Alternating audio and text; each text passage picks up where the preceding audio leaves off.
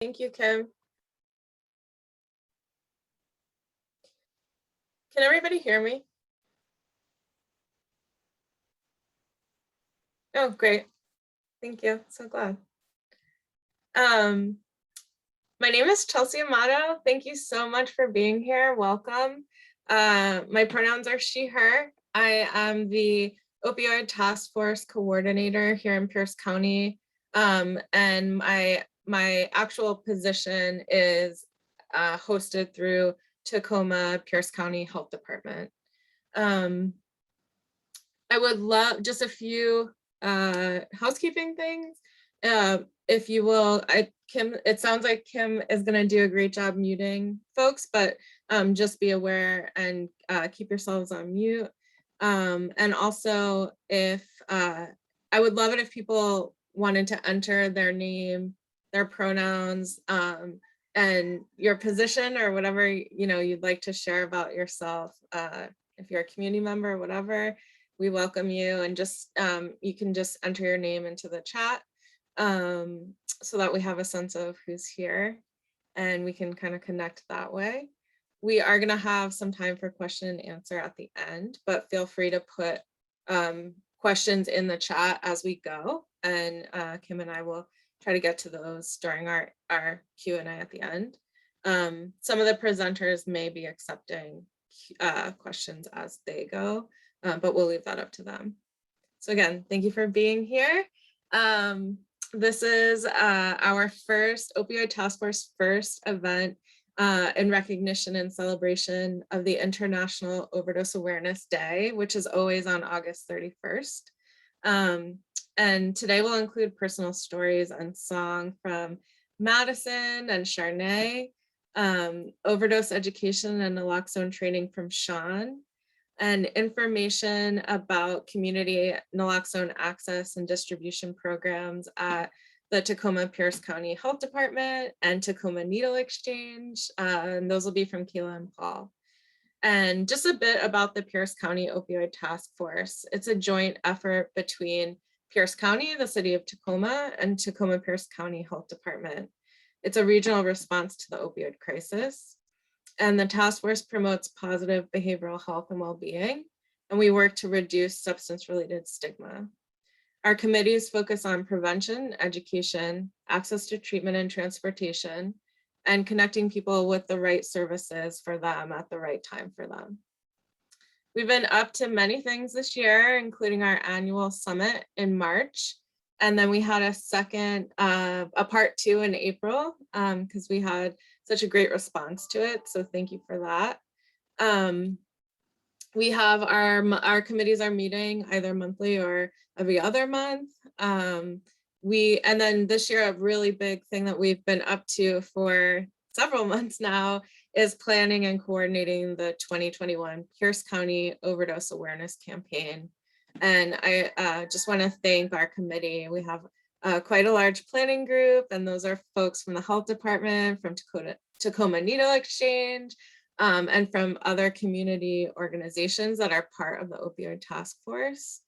In addition to today's event, some activities from the past 2 weeks included recording a community conversation podcast. That was Kim and I did that with Elevate Health. Speaking at community meetings like the Pierce County Coalition for Homelessness and Puget Sound Educational Service District, receiving proclamations for International Opioid Awareness Day from the Pierce County Council and the City of Tacoma Council at their meetings. We've had in-person events this week. I've been to 3 in the past 2 days. And that was at the Tahoma Indian Center at the Health Department, a joint event with Tacoma Needle Exchange and the Health Department, Washington Recovery Alliance, and that one more Seattle. So I just want to say that from those events, I feel really full, meaning that I feel filled up with your stories of the loved ones that you've lost, of your grief. And I really feel like I've witnessed and have been holding a lot of our community's love for each other, which has been really wonderful. and a little bit exhausting, but really, really wonderful. I also want to share some opioid poisoning mortality data with you today to, I guess, take a downward turn, but opioid poisoning deaths across the US, across the state, and across Pierce County are trending higher in the first half of 2021 than they have in previous years. According to preliminary data from the Pierce County Medical Examiner's Office, there were 55 confirmed and suspected fentanyl-related deaths in January through June of this year. This represents an increase from 34 known deaths in 2020 and 11 deaths in 2019. So I just want to say that I know that those are numbers, but the way that I look at these numbers is that they represent the precious and vital lives of our beloved friends, our family, and our community members.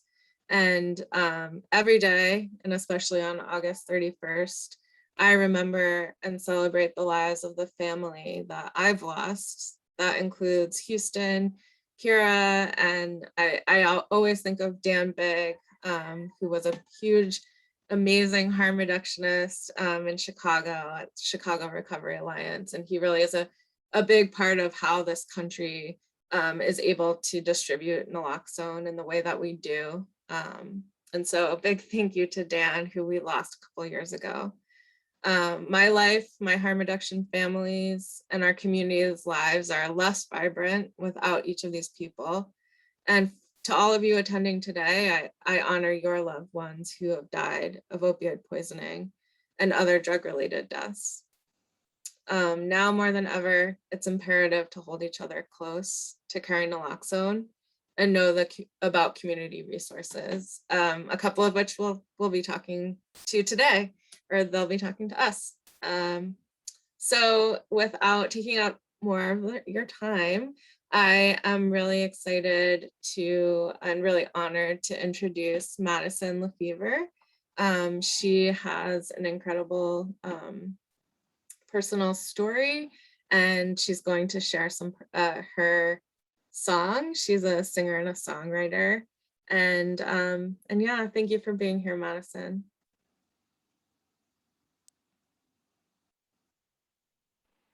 Am I supposed to talk? Is that what's happening?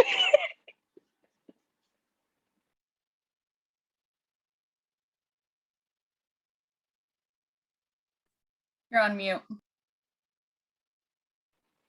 Hi, Madison LeFever. I'm a theater major at Western. My dad passed away of a heroin overdose when I was 13. And yeah, I'm so thankful to be a part of this event. And this is a song that I wrote about that. So yeah.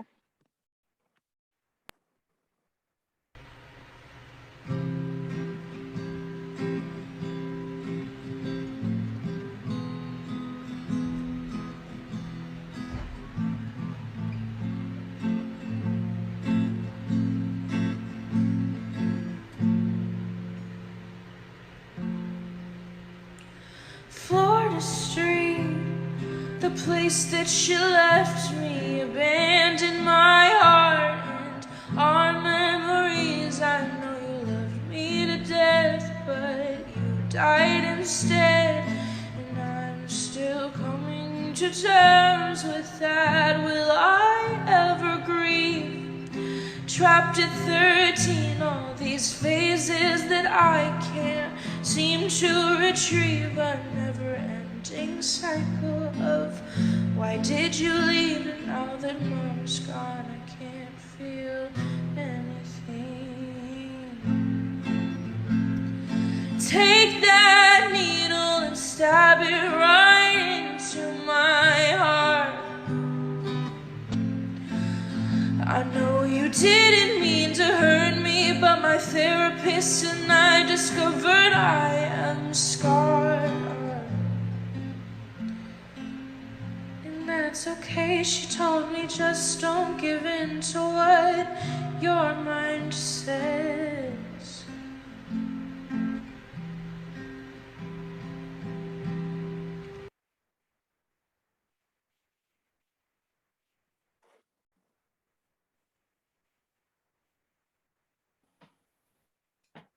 Thank you so much, Madison. That was incredibly beautiful.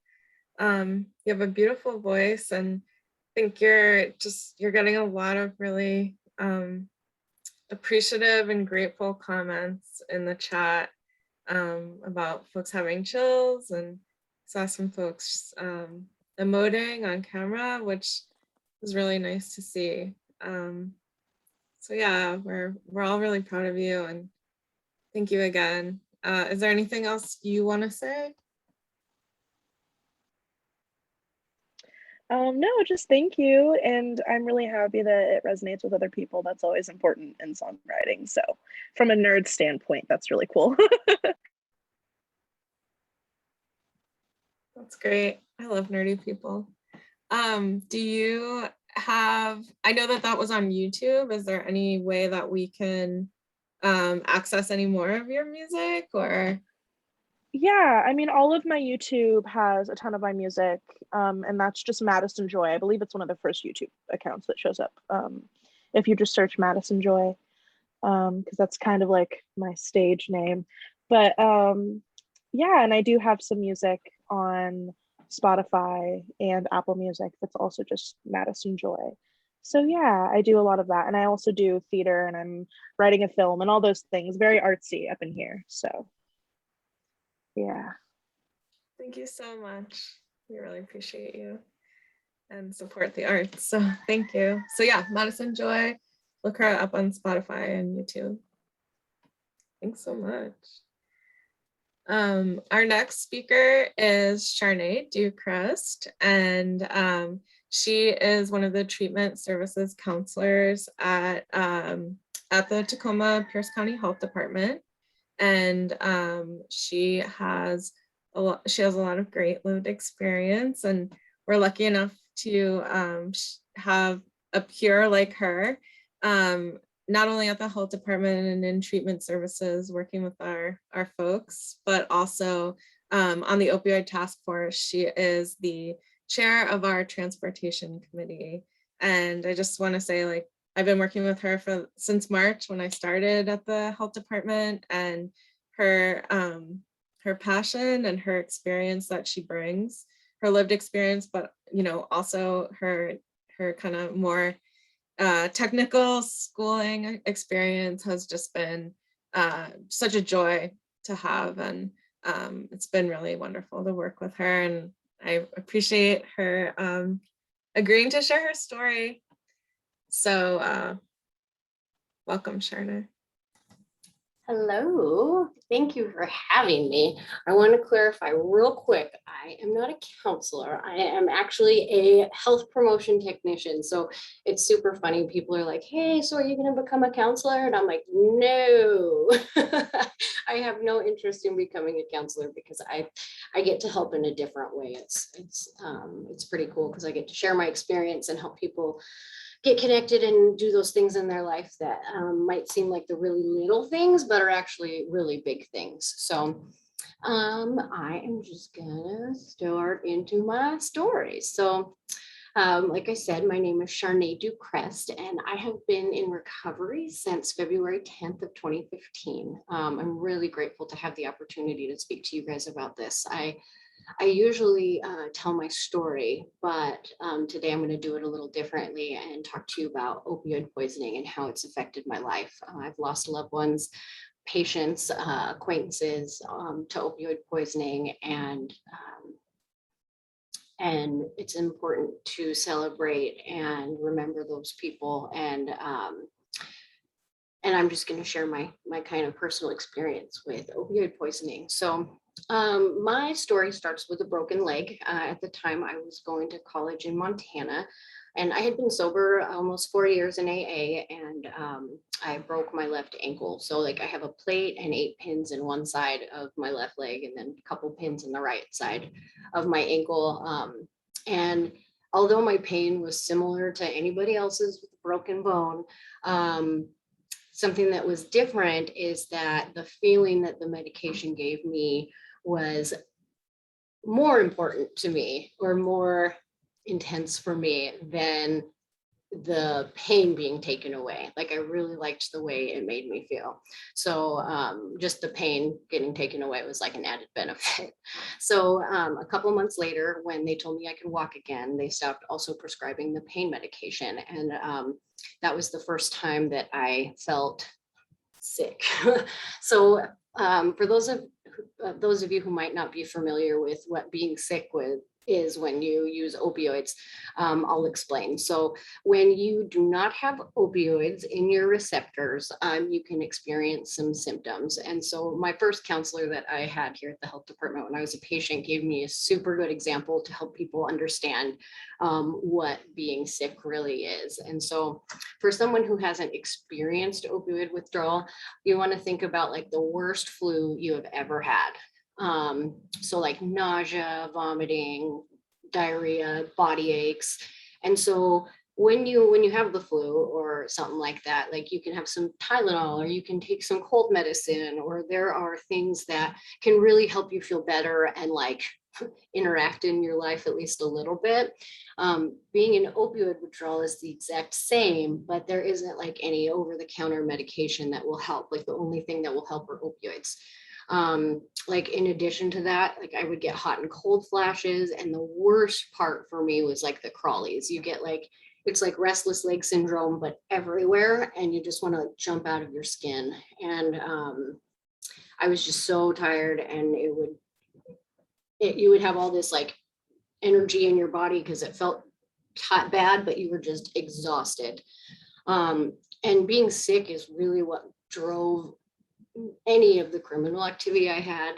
And it really drove my use quickly, because before you know it, you are physically addicted to opioids. Like it happens, you don't even know it's happening, and then you go without, and all of a sudden you're sick. So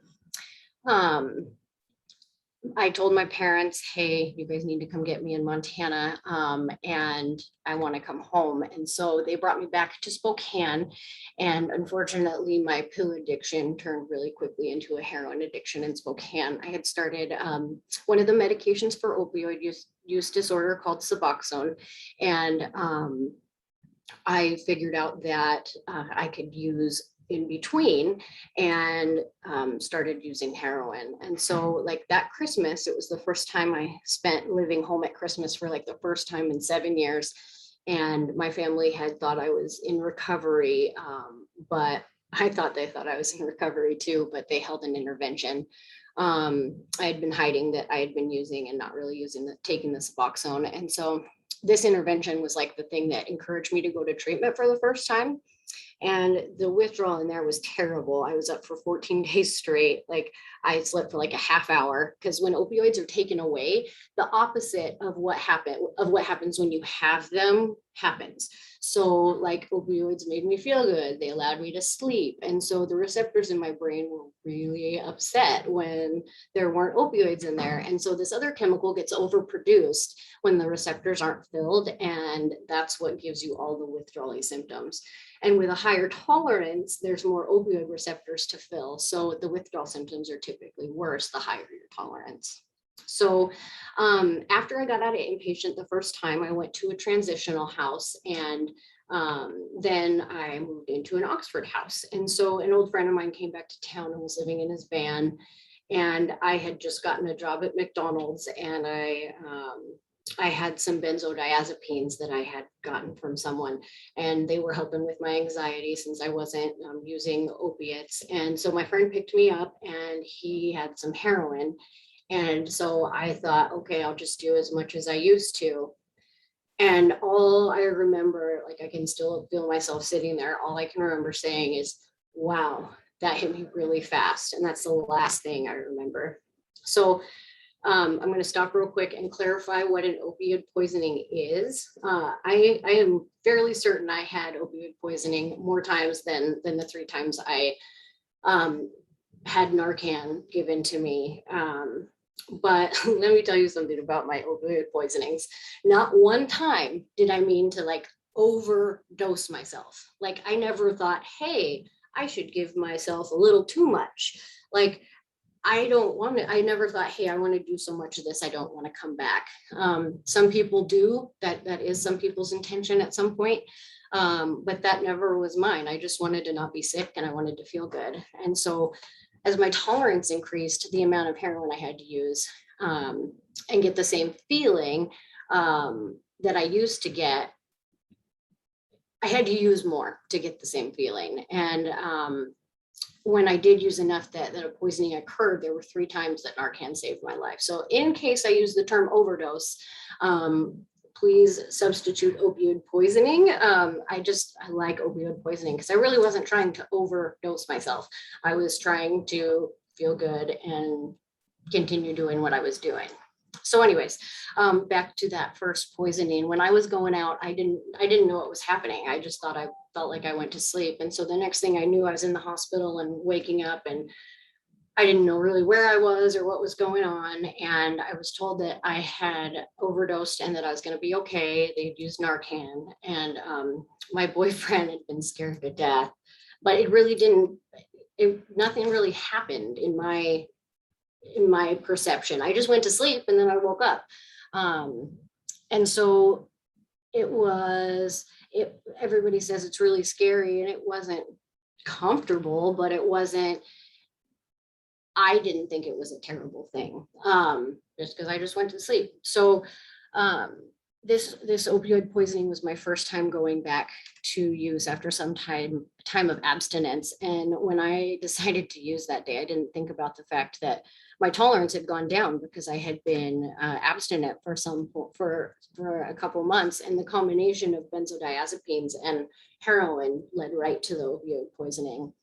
After somebody experiences an opioid poisoning, they're much more likely to experience another. So some of the risk factors for opioid poisoning include a previous poisoning that increases your risk, getting out of jail or treatment because you haven't used for some time and your tolerance is down. People think they can use the exact same amount they used before they stopped using. And that can result in opioid poisoning. A change in quality of substances being used. For instance, right now there are some pills that look like oxycodone 30s, but they're actually fentanyl, and you can't really tell how much fentanyl is in there. And so what you think you might be doing could be completely different, either way more or way less. And each poisoning that someone experiences, it increases the risk of a fatal poisoning each time. I continued to use for years after that first poisoning, and I would get together a few days of abstinence here and there. And I didn't really want to quit at that point. If I tried, I would get too sick and I would just end up going back to use.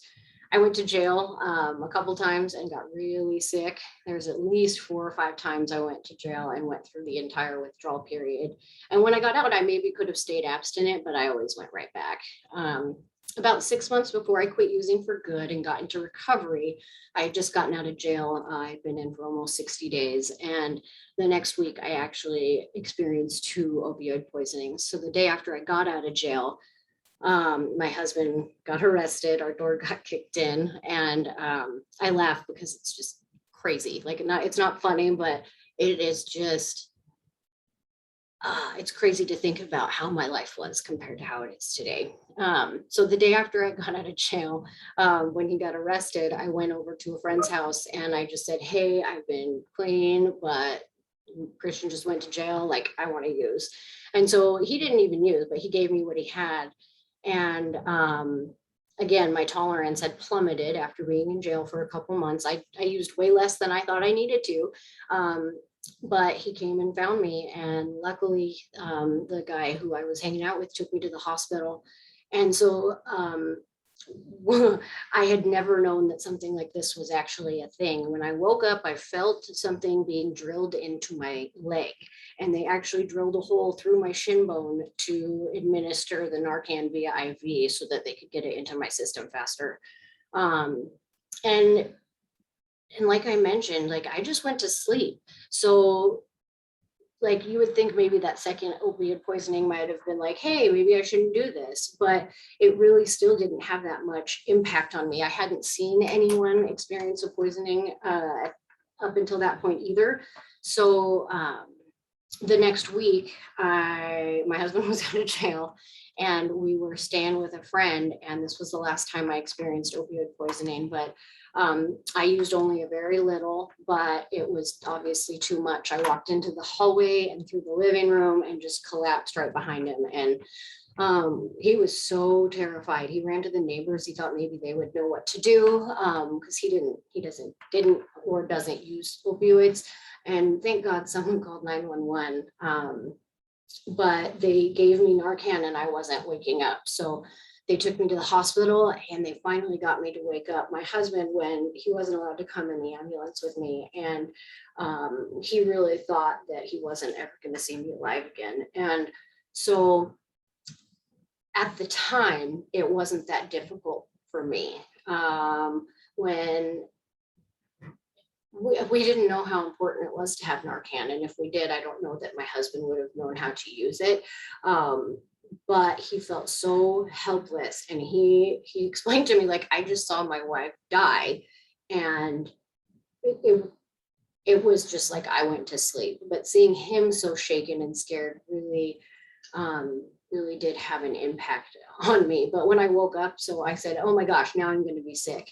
And he just couldn't understand how I wanted to go back to using when he just watched what happened to me. He didn't even know if I was going to be alive when I got there or when he got there. So what I really want to stress about opioid poisoning is that it's so easy for it to happen. The person who is experiencing the poisoning, they rarely know what's happening in time to say something. I knew I was getting really drowsy one time and some friends helped me, walk me around, gave me coffee and threw me in the shower, all of these things that we know don't really work, but that were kind of what people went to before we had Narcan. And it's so great because there's more hope for people. There's more hope for people when they're using. I carry Narcan in my purse. I have it at home. I have it in my work backpack. I have some in my car.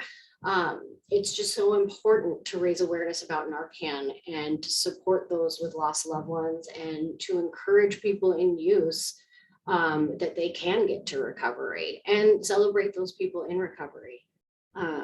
Just yesterday, I found out another person that I knew was lost to opioid poisoning. And I don't know the circumstances. I don't know if Narcan was around or available. And so now I'm not only grieving another loss, but it's an essential reminder for me. I think that we should have Narcan on every street corner. Like there should be a little box with Narcan in it, because like we have fire hydrants to protect from fires. We have security systems and cameras in our homes. We have like those little book libraries so people can enrich their lives. Inside, we have like AED devices and first aid kits and fire extinguishers. So I just don't see any reason that we can't make Narcan an everyday item to stock at businesses and schools and stadiums and homes. And like, seriously, every street corner needs Narcan. It's not something that someone can use and experience any high or anything like that. And so just having it available is so important. We distribute it at TPCHD and the Needle Exchange across the street does it. We distribute it to our patients here in the clinic and also people in the community. Getting as much Narcan out as possible around Pierce County will save lives. Today, my husband and I share 6.5 years in recovery from illicit substances. We'll be celebrating our 8-year anniversary in October. We're renting a little 3-bedroom house, but we are getting close to being able to buy some land or a house. We're figuring that out. I'll be starting a master's program next fall in public administration. And after working at the health department for the last 3.5 years, like I truly feel like I found my calling and my place. Sharing my story to help other people has inspired me to work on policy to raise awareness, because people need to know that although there's this opioid use disorder, there's this life-saving medication called Narcan, and also the medications for opioid use disorder. My little boy who just turned 6 last Saturday, he's never seen me high or had to watch me experience an overdose, opioid poisoning.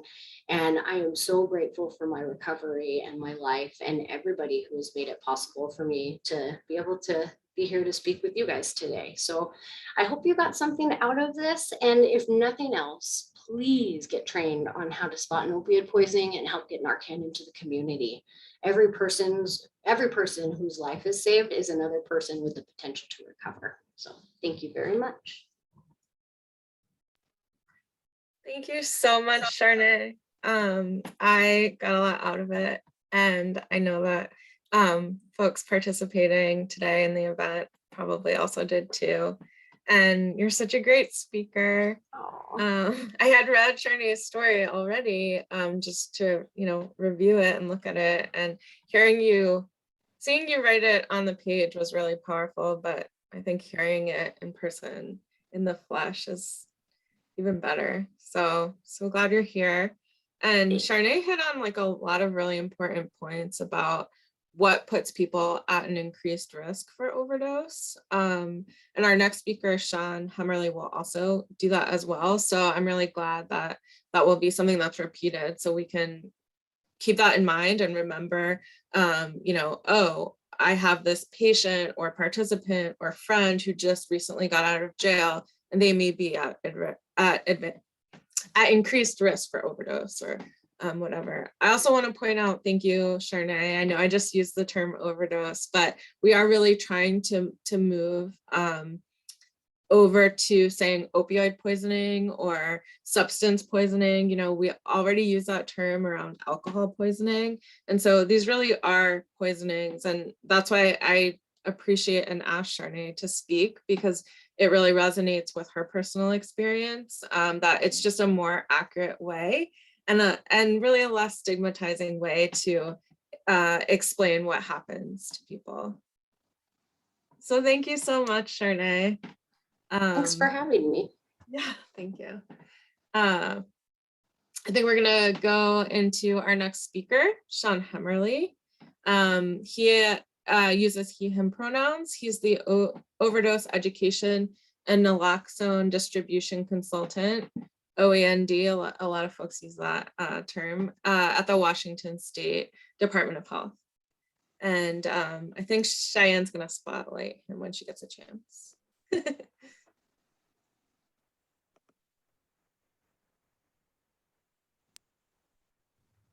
There he is. Hey, good morning, y'all. How's the audio? Can you hear me? It's good. Okay, great. Good morning. My name is Sean Hemmerle. I'm from the Washington State Department of Health, like Chelsea just said. We are going to talk today about opioids, other substances, naloxone administration, overdose recognition. We have time. I'm going to touch on stimulant overdoses as well, because they are a concern. But primarily, we're going to focus today on opioid overdose and how you can recognize and respond to them. So yeah, like Charnay just mentioned at the end of her presentation, that it's really good for y'all to learn about how to recognize and respond to one. Well, we're going to take care of that right now. In keeping with Charnay's presentation regarding language, I have to say that overdose is used throughout my presentation, but I do recognize and I like her approach, regarding the drug poisoning, the opioid poisoning, as far as a way to address this matter. Give me 1 second. I'm going to share my screen here. Get the PowerPoint up.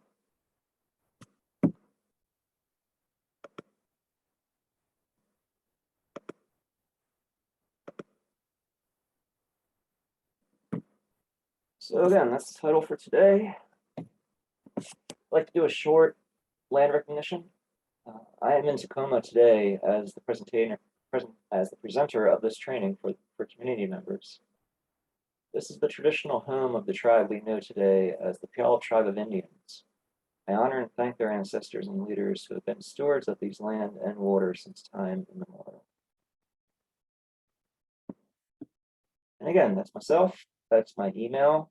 If any of you would like to stay in touch after this presentation, I am happy to address any questions that y'all might have regarding the presentation. I'm pretty sure the slides will be available for you to access. So again, if you have any questions down the line, or if you just want to stay in touch, please do so. The website below my email address is our drug user health webpage at DOH. On that webpage, you'll find some great resources regarding syringe service programs, training materials around overdose, and some other stuff that you might find interesting. I would like to take a brief moment to touch on some short housekeeping things. One is that many of you in this group today can probably do this presentation yourself. I'm sure many of you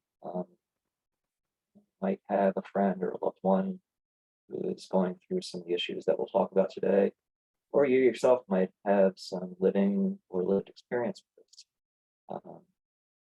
Some of the language that I use might come across as a little graphic, so please be mindful of yourself and your own personal well-being. If you need to put the headphones down for a second, please do so. I'm not going to show anything graphic, but talking about drug use can trigger those who approach their life and some aspects of abstinence-based recovery or medication assisted recovery.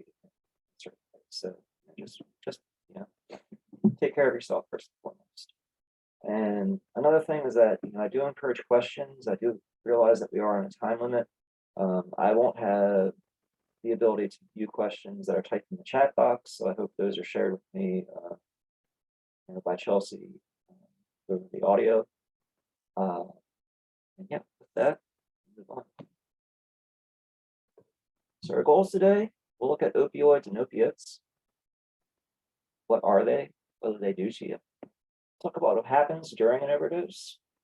We'll look at some overdose trends and some naloxone laws and regulations here in Washington.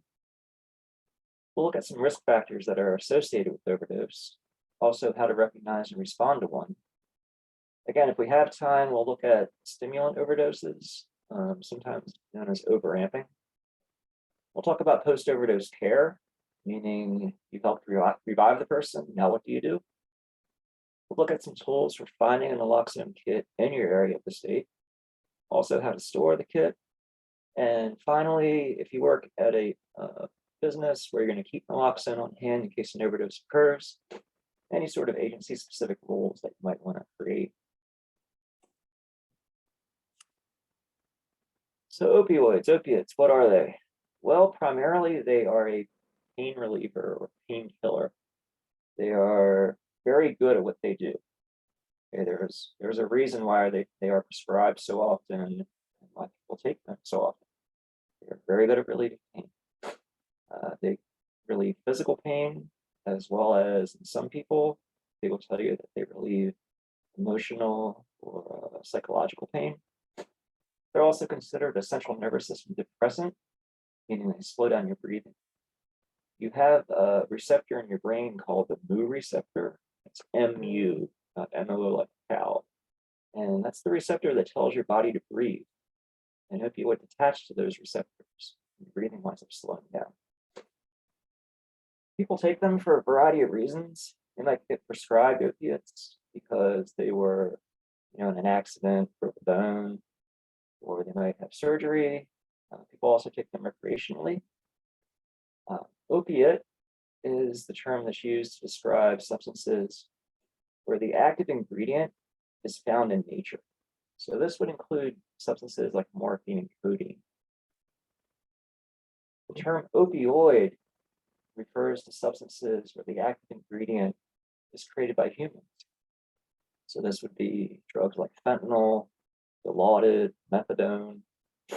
Some drugs can be considered semi-synthetic because they take, they process out alkaloids from the opium poppy.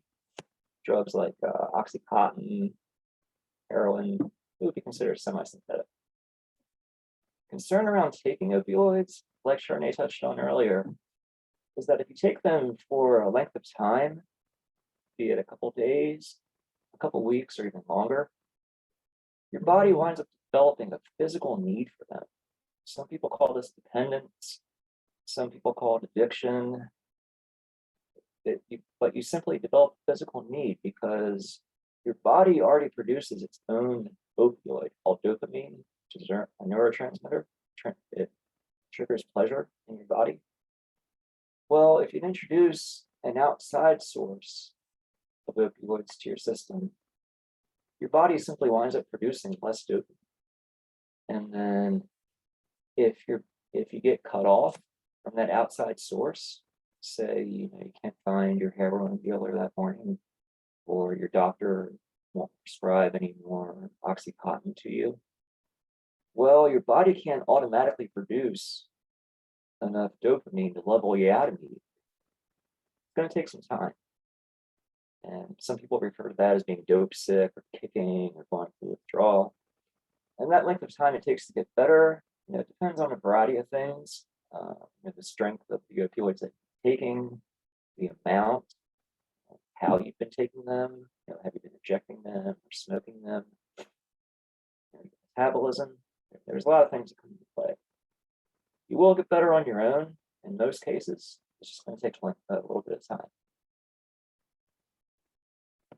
But remember, though, at the end of the day, it's an opiate, an opioid, it's synthetic or not synthetic, you bought it on the street, or if you got it at a pharmacy, they're going to do the same thing to your body.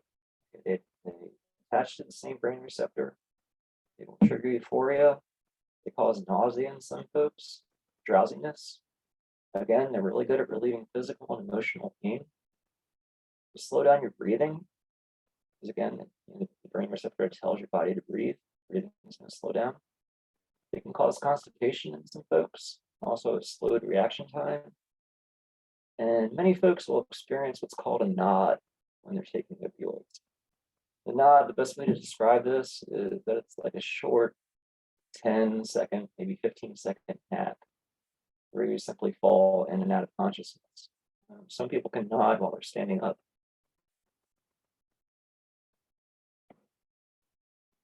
I'm sure many of you have, read about and heard about fentanyl in your social media feeds and news feeds. There's lots of myths out there about fentanyl. We're gonna do a little fentanyl 101, and hopefully we can address some myths and some facts about fentanyl. You can leave here feeling a little bit more empowered, more knowledgeable when you come across stories about fentanyl. You'll know what to look for. So fentanyl's been around for a while. It's been around since the 60s. It's a synthetic opioid, meaning that the active ingredient is created by a human. It was designed to address breakthrough pain. Now, breakthrough pain is pain that folks experience when they're going through issues like end-stage cancer pain or HIV wasting syndrome and pain associated with that. These are folks who are already taking numerous pain medications throughout the day and night, yet they still manage to experience pain that breaks through all the medications that they're already taking. And so fentanyl was designed to address this. It can be administered by a patch, which is a transdermal patch put on your upper outer arm, and it's absorbed over the course of about 72 hours or so. It can be and this is all in a clinical setting, hospital clinical setting. Be administered by a lozenge, a little lollipop that you suck on, a sublingual spray, meaning a spray that you spray underneath your tongue, or by injection. It's very potent, meaning it's measured in micrograms, a millionth of a gram. Very fast acting, depending on the way that you took it, the way it was administered. The effects can be felt in as few as 2 to 3 minutes, but it's short lasting. The effects don't stick around for very long, depending on the amount that you took, and in all forms other than the transdermal patch, because again, the patch lasts for a couple days. The effects you'll feel for maybe 30 minutes, 40 minutes or so. It's the illicit version that we're most concerned about. This is the kind that's being sold on the street, stuff that's getting mixed in with street level drug supply. We're finding it primarily in the blue pills here on the West Coast that Charnay described earlier. Those M30 pills. They're marketed on the street as Percocets, but in fact, most times they will contain fentanyl to various amounts. We're finding it in the methamphetamine supply and other drugs like the fake Xanax bars, Xanax being a benzodiazepine, anti-anxiety medication. Again, the purity is unknown, the origin is unknown, and it's it's catching people off guard, especially when it comes to stimulants, because people who take stimulants aren't expecting the opioid effects. Now, the best way I can describe to you and show you why people are getting poisoned from this stuff and sometimes dying from it, we're going to do a little bit of math here. I want you to picture a packet of sugar. Okay, most all of us have seen a packet of sugar before. A packet of sugar weighs roughly 3 grams, right? Now, in a hospital setting, the lowest dose of fentanyl that you might receive is going to be around 100 micrograms. Very tiny amount. Now, 100 micrograms, probably not enough to cause an overdose or opioid poisoning. You'll feel the effects, but most likely you're not going to die from it.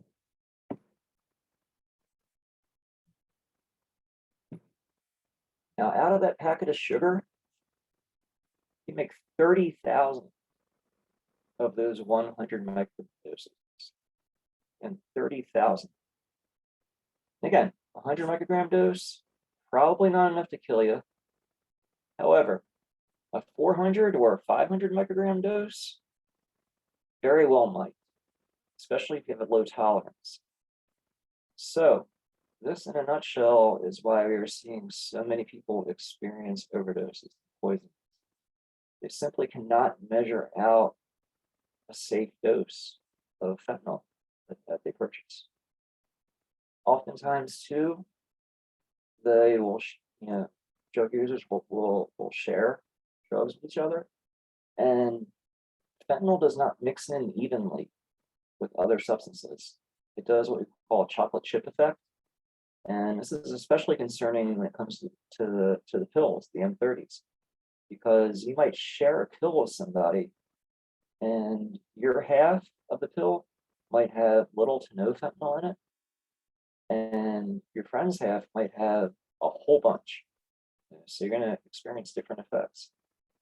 And they're simply, unless you have, some super high tech drug checking machines and devices, there really is not a feasible, guaranteed way to find out what is in substances that you're going to be using, unless, of course, you buy it from a pharmacy or a dispensary. Now, some trends that we're seeing, and these probably apply, nationwide, but we're going to speak about Washington at the moment. Again, the biggest one has been the rise in illicit fentanyl. The flyer down there on the bottom left, I want to thank Public Health Seattle County for that flyer. That shows you a picture of the M30 pills that we've been talking about. Fentanyl's half-life, like I described earlier, the length of time that the effects stick around for, is very short. And what we're seeing nowadays with some of our syringe service program participants, we're seeing them have to transition from injection use to smoking, because over the past year or year and a half, those who have had to transition from injecting heroin to injecting fentanyl, they've had to inject more often throughout the day and night to stave off withdrawal symptoms. And so as we've seen fentanyl really take a foothold in the street level supply out here, in the street level opioid supply, it's becoming increasingly more difficult to find plain old-fashioned heroin. And so folks have been transitioning to these pills, and you've got to use more. And so what's happened is that they simply blown out their veins and really decreased their access to being able to find a vein. And so now, a lot of them are using or are smoking their drugs. This is concerning because not every syringe service program in the state offers safe smoking supplies.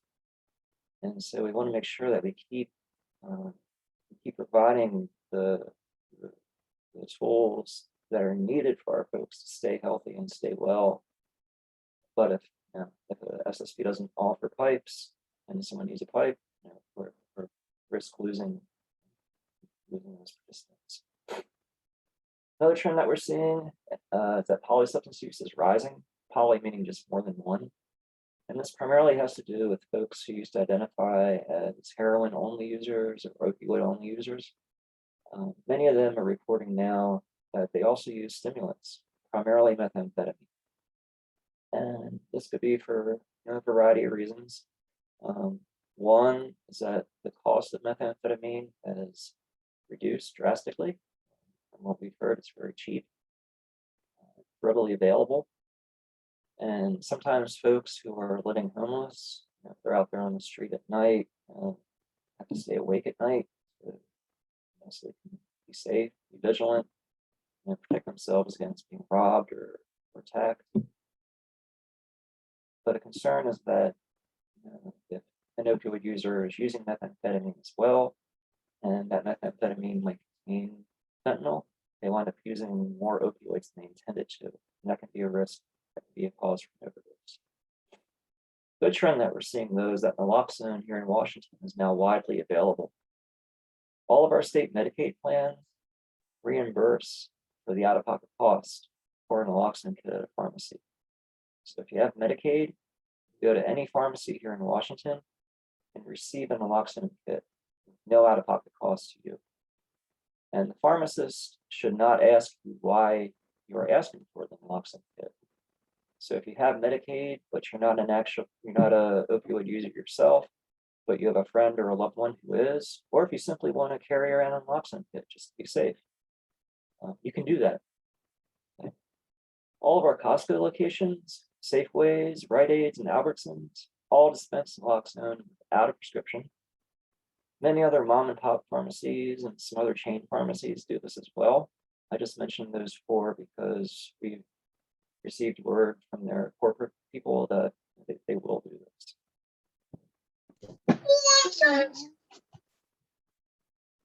Like it. Someone's unmuted out there. There we go, thanks. Some other good trends that we're seeing in 2010, we enacted our Good Samaritan law. Some of you might be familiar with this law. It does a couple things. Primarily, it protects individuals who either experience an overdose or at the scene of an overdose. If law enforcement shows up and searches them and they are in possession of personal amounts of drugs, they're not going to get charged. It also protects minors who are in possession of alcohol from being charged. However, there's a couple caveats to the Good Samaritan law, a couple asterisks. Yeah, Department of Corrections supervision, meaning probation, parole, maybe custody, or if you have an active warrant, there is a good chance that you might get violated or charged. Okay. Some other things that the Good Sam law does not protect you against are law enforcement finds scales that have been used to measure out drugs, unregistered firearms, or in the case of controlled substance homicide. This is a law that we have here in Washington that states if someone were to sell or administer a drug to another person, and that person winds up overdosing and dying from that drug, the person who sold it or administered it can be charged with controlled substance homicide. We don't hear about that law being applied very often, but I did come across a case recently from Bellingham a couple weeks back where it was put in play. In 2015, we enacted our Naloxone law. That law simply states that anyone here in Washington can carry and administer naloxone. And in 2019, we enacted our statewide standing order to dispense naloxone. That standing order does two main things. One is that it acts as a prescription for an individual who does not have access to a primary care provider and write them a prescription for naloxone. That individual can use the standing order to go to a pharmacy and receive a naloxone kit. Now, the standing order does not pay for the kit. So if that individual doesn't have insurance or if they're underinsured, there is a possibility they might have to pay some money out of pocket. The other thing that the standing order does is that it allows agencies that don't have a medical provider on their staff or on site, it allows them to receive naloxone and to distribute it to individuals who are at risk of witnessing or experiencing overdose. Now, many organizations who work and provide services to people who use drugs don't have medical providers on staff. Think about like housing agencies or typical like day centers, drop-in centers. Now, this is really helping increase access and distribution across the state.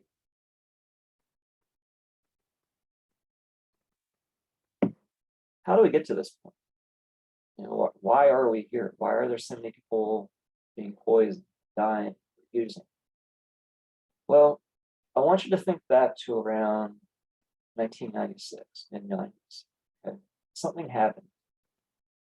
Pain began to be recognized as a vital sign. Think about when you go to the hospital or to the emergency room and the doctor or the nurse asks you on a scale of 1 to 10, how's your pain? Where they show you that little paper with all the smiley faces and the sad faces and tell you to point to the face that best represents you. They didn't always do that. This was pushed for and lobbied for, my understanding, by the Veterans Administration and by the pharmaceutical industry. Anyhow, this came into being a thing in the mid-90s. And with that, we saw new pain medications becoming available, primarily OxyContin. The contin meaning continuous because it's released over a period of time. Now, OxyContin was marketed as a quote-unquote, non-addictive opioid because it had that time-release coating on it. The thinking was that since the effects weren't felt all at once, you wouldn't become quote-unquote addicted to it. Well, that's simply not the case, okay? If you take an opioid, be it has a time-release coating on it, or if it's mixed in with a smoothie or wrapped in a burrito, you take that for a length of time, you're going to develop a physical need for it, okay? There's no way around it. And people figured out pretty early on how to remove that coating so they could receive all of the effects from the pill at once.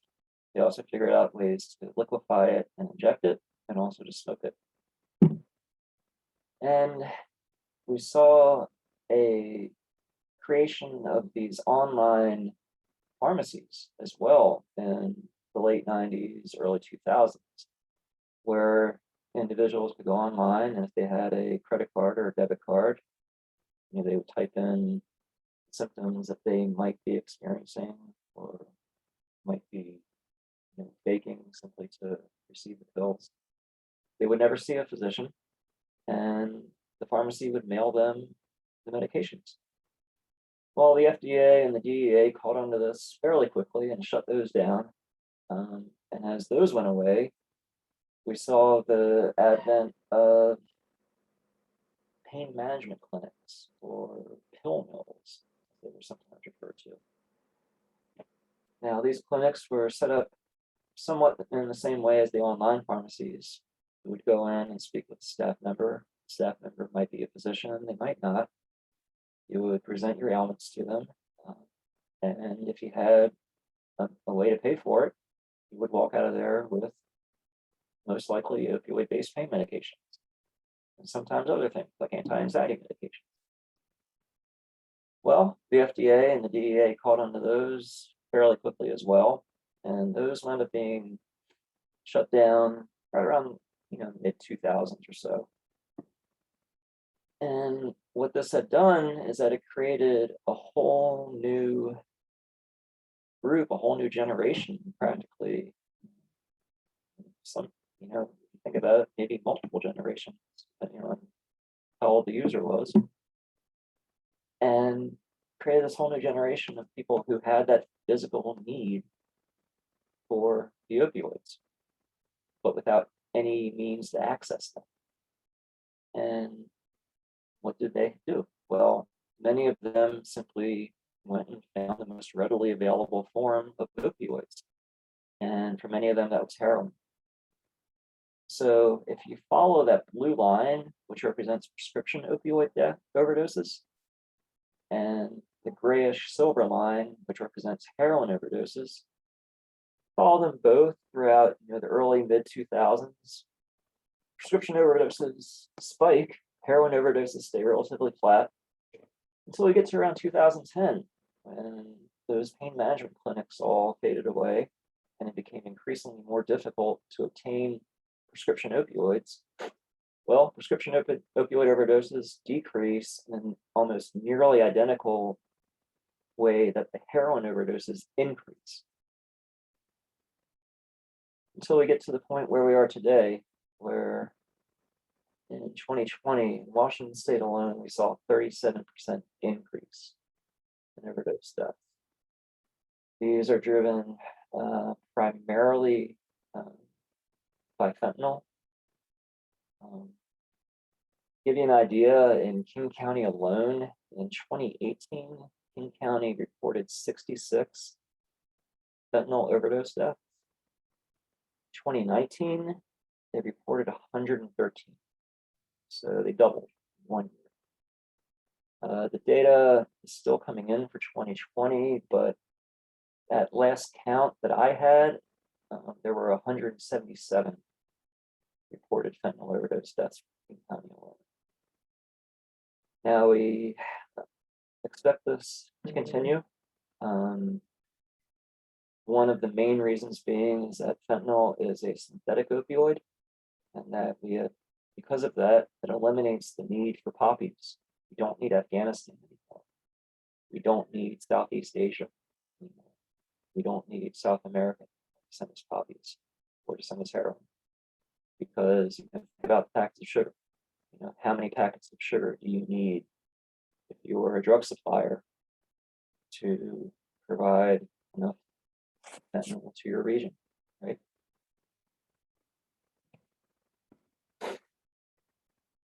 Why do people take these drugs? Why do they use them? Why do they sell them?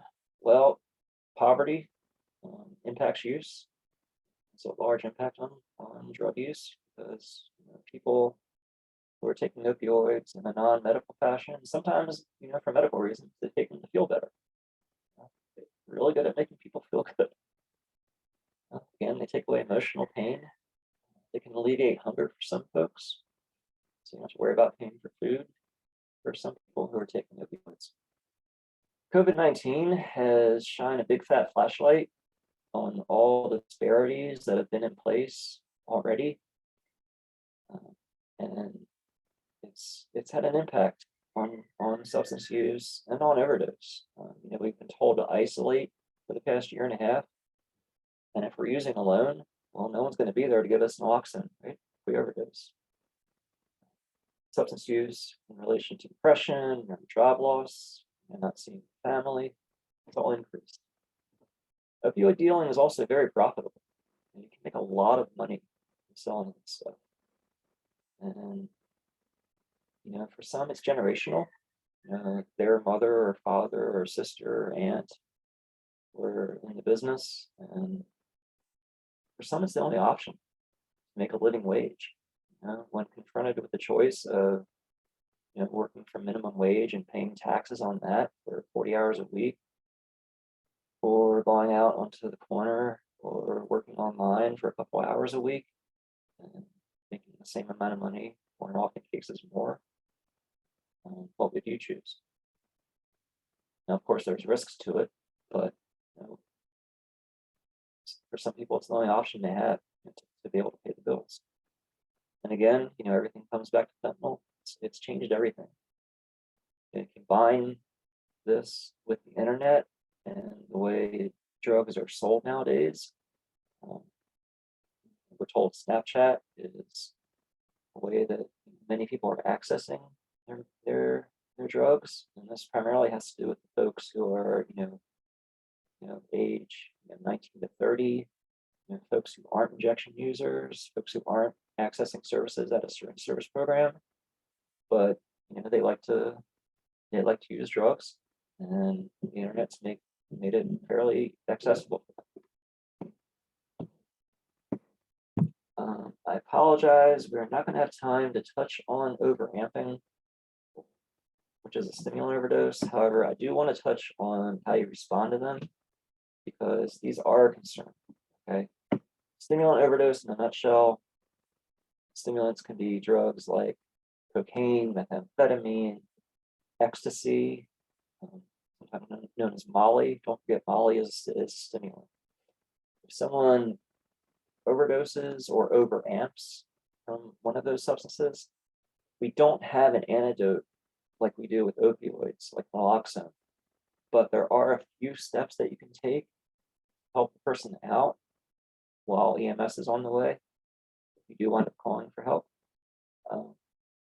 One, remove any external stimuli that's around, like televisions, cell phones, PlayStation, Xbox, music, anything that's going to force the person who is overamping to think or act. Okay, you want to get the person as calm as possible, right? Offer them water.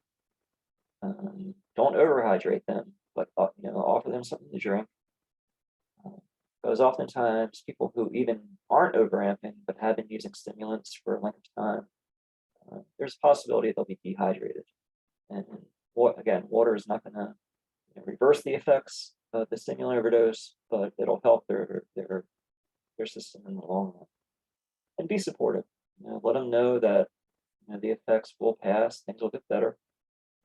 Remove any nearby objects that cause them harm if they happen to fall into a seizure, because that is a possibility. And we don't want the person, start to experience a seizure and then bang into something or hit their head on something that could hurt them. Offer to take them to the hospital, because they might have something going on internally that you don't know about, or even the person who's experiencing the overdose doesn't know about. Right? Again, we don't have a medication that can help reverse this that's specific for overamping, but you can take these simple steps and hopefully help the person out. Now, opioid overdoses, what are they? Well, in a nutshell, your breathing stops. Because again, you have those new receptors, opioid attached to them, they overwhelm them, and your breathing slows down, and you overdose. At first glance, for those who haven't been around substance users very often, it can be difficult to tell the difference between someone who's experiencing that nap that I mentioned earlier, that little 15-second nap, or someone who is actually experiencing an overdose. But if you know what to look for, you'll know when you need to act. We're going to go over those signs and symptoms here in just a second. Some risk factors associated with opioid overdose, and Charnay touched on a couple of these earlier. This list here is not comprehensive, but it does cover some of the major ones. Periods of abstinence are being recently released from a drug treatment program. And by abstinence, I don't necessarily mean a full 28-day stay or even longer in a treatment program, or being off substances for years and years. Stopping your use for as little as 72 hours can have a profound impact on your tolerance. And so someone who goes into jail on a Friday and gets out on Monday probably does not need the same amount of opioids to stave off withdrawal that they did on Friday. However, people sometimes wind up taking the same amount, and that can can sometimes cause an overdose. Polysubstance use, like I mentioned before, taking more than one drug at a time, especially when you combine opioids with substances like alcohol or benzodiazepines. Benzos meaning drugs like Valium or Xanax, because those are also central nervous system depressants and huge risk for overdose. You're combining opioids with one of those. Again, being released from jail and prison because those settings are on paper drug free. You should not be able to access drugs in there. However, we do know that drugs are sold in jails and prisons. We found that the first 3 weeks for someone who's been released from a jail and prison setting is the riskiest time for them to experience an overdose. Due to fentanyl's half-life, like I mentioned before, the need to use more throughout the day and night. And every time that you take an opioid, you are putting yourself at risk for overdose. Your route of administration, this means the way you're taking the opioid, typically intravenous injection or IV injection is going to be the riskiest way to take an opioid because you're getting the full amount in a very fast manner. However, don't let anyone tell you that, hey, I'm only smoking this pill or I'm only snorting a line, I can't overdose. Not the case, folks. We're seeing numerous overdoses happen from smoking nowadays. People who are smoking those M30s. So again, don't let anybody tell you that they are safe because they are not injecting. It's simply not the case anymore. Using street drugs of unknown purity or origin, again, we just we don't know what's being sold out there. Some places offer fentanyl test strips. They're a great, way to find out if fentanyl is present in your drug if you test them correctly, but they're not going to tell you how much is in there. And on the note of fentanyl test strips, please do not use those to test stimulants. We found that there's too often a case where you'll receive a false positive because, well, a variety of factors that we don't have time to get into, but long story short, do not use fentanyl test strips to test stimulants. I'll talk more about that later on. Please send me an email. I'm happy to discuss that further. Using alone, because if you use alone, no one's going to be around to give you naloxone should you have an overdose.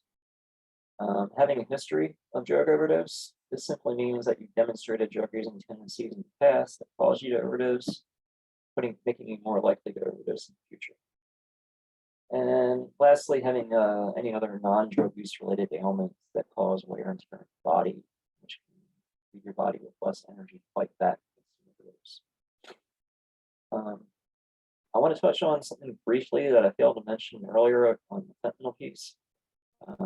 A lot of you might have seen and heard reports from first responders about experiencing overdoses from either inhaling or touching fentanyl. I want to put that myth to rest right now. That's simply not true. Okay. You do not inhale powdered fentanyl if you're standing next to it. The particles are too large. And also, if you touch fentanyl with a healthy, non-cut, non-open wound hand, touch powdered fentanyl, you're not going to absorb it in the body. Okay. We've read and seen numerous stories and anecdotes from law enforcement and other first responders about where they believe they're experiencing a fentanyl overdose when they're at the scene and they stand next to it or they're in a room and touch it accidentally. However, that's simply not true. Okay. Oftentimes, the symptoms that these people report, they're symptoms of a panic attack, racing hearts, and feeling anxious, sweating. These aren't signs and symptoms of an opioid overdose, folks. These are like panic attacks, anxiety attacks.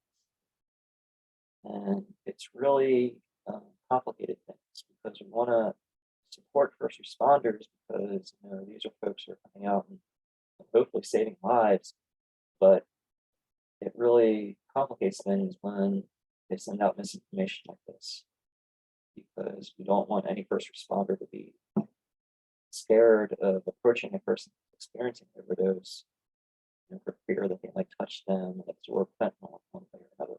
Because we want them helping with administering naloxone, right? We want them performing rescue breathing.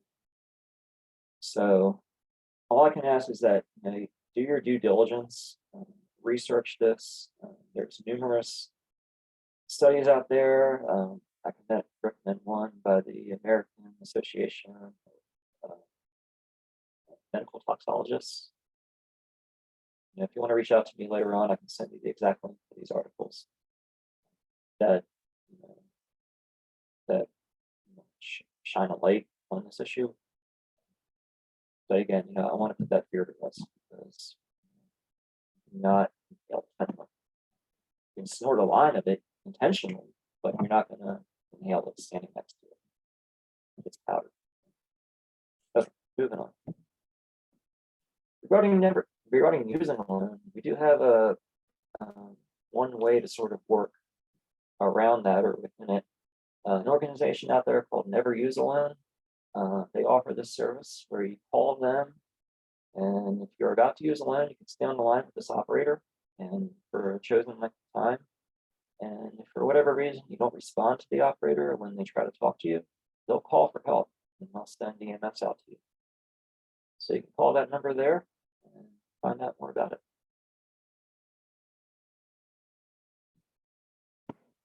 So naloxone, what's it going to work on? Well, any opioid. Okay, doesn't matter if you bought it at a pharmacy or if you bought it on the street, you made it yourself. It's an opioid. Naloxone will help in the case of an overdose. It's not going to help with any other overdose. Okay, so overamping from cocaine or meth, or with alcohol poisoning, whatnot, it will not help. However, and I can't stress this enough, if you see the signs and symptoms of an opioid overdose, but all you thought the person took was methamphetamine or cocaine or something else, treat it like an opioid overdose. Give the person naloxone. It will not hurt them whatsoever. It might cause the person to experience a little bit of a headache at most, but if they don't have any opioids in their system, it's not going to do anything. But because of what we've seen with the way that fentanyl is making its way into the street level drug supply, there is a chance that the person might take some cocaine or might take some methamphetamine or something else, and then present you with the signs and symptoms of an opioid overdose. Okay, so you see these signs and symptoms, treat it as such. Okay.